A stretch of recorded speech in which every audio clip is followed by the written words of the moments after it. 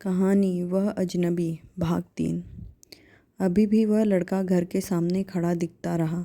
परीक्षा वाले दिन भी जब वो परीक्षा देने पहुंची तो वहाँ कॉलेज में भी उसे खड़ा देखकर वह दंग रह गई।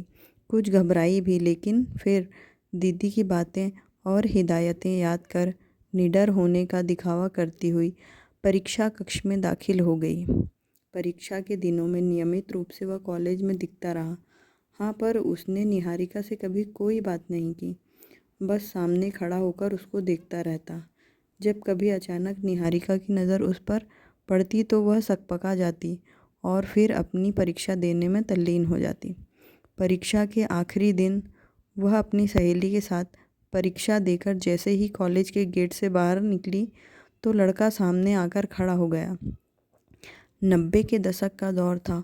उस समय की लड़कियां आज की लड़कियों की तरह निडर और बेफिक्र नहीं थीं और न ही अपनी मर्जी की मालिक।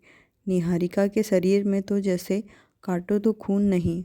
उसने उसे अनदेखा कर आगे बढ़ने की कोशिश की। तभी उसने साथ खड़ी निहारिका की सहेली से रिक्वेस्ट करते हुए कहा, प्लीज़, मैं आपकी सहेली से कुछ बात करना चाहता हूँ, आप समझदार हैं। उसके इतना कहते ही सहेली 2 कदम पीछे हट गई और निहारिका पसीने से तरबतर होती जा रही थी। निहारिका की तरफ देखकर बड़ी नम्रता से वह बोला, प्लीज़ घबराइए नहीं, मैं आपको बहुत पसंद करता हूँ, कुछ बात करना चाहता हूँ, लेकिन मैं आपको नहीं जानती। निहारिका ने कांपते हुए लहजे में कहा, परिचय होगा तभी तो जानेंगी। उसने निहारिका के प्रश्न का उत्तर बड़े रोचक अंदाज से दिया और धीरे से बोला, जी, मेरा नाम विवेक है। और आपका? उसने निहारिका का नाम जानना चाहा। निहारिका के मुंह से शब्द निकल नहीं पा रहे थे। वह तो बस इधर उधर देख रही थी, घबराई हुई सी। कोई देखेगा तो क्या कहेगा, मन से तरह तरह के नेगेटिव ख्याल आ रहे थे। बड़ी मुश्किल से 2 शब्द निकल पाए थे, देखिए, मैं ऐसी वैसी लड़की नहीं हूँ, इसलिए तो आपको पसंद करता हूँ। लड़के ने तपाक से जवाब दिया।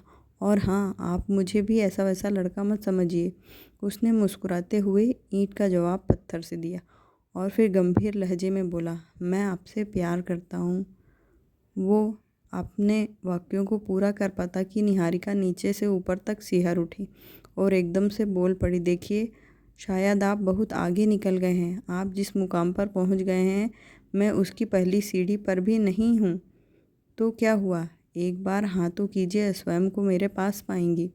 देखिए, हमारे जीवन के हर फैसले माँ बाबूजी करते हैं, हम नहीं। निहारिका ने उसे समझाने के लहजे में कहा। वो तो ठीक है, होना भी चाहिए, पर मैं आपकी राय जानना चाहता हूँ। उस लड़के ने निहारिका के आंखों में आंखें डालते हुए कहा। निहारिका बमुश्किल 2 शब्द बोल पाई, प्लीज़ मुझे जाने दीजिए। कैसे जाने दूँ? पिछले कई दिनों से आपसे बात करना चाह रहा था, पर ऐसा कोई मौका ही नहीं मिल पाया। निहारिका लड़खड़ाते शब्दों से बोली, पर मुझे आपसे बात नहीं करनी, प्लीज़ मेरा रास्ता मत रोकिए। आपको मेरी इज्जत का वास्ता, और मेरा पीछा करना भी छोड़ दीजिए। वह हिम्मत जुटाकर बोली और उसके बगल के रास्ते से आगे बढ़ गई। अरे प्लीज़ सुनिए तो। निहारिका उसकी बातें अनसुनी कर तेज़ी से आगे बढ़ती चली जा रही थी। अरे निहारिका, देख तो, बेचारा लड़का अभी तक खड़ा है, कितना हैंडसम है, बिल्कुल मिस्टर इंडिया के अनिल कपूर जैसा, सहेली ने मचलते हुए कहा। मुझे नहीं देखना। निहारिका ने कदमों की गति को तेज कर दिया और बुदबुदाती जा रही थी।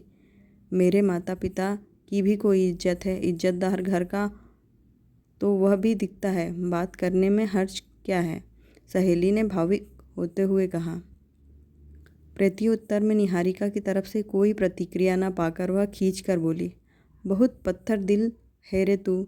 सहेली हार मान चुकी थी और वह अपने घर के रास्ते की तरफ मुड़ गई और निहारिका अपने घर जाने के रास्ते की तरफ मुड़ गई। अब आगे की कहानी पार्ट 4 में।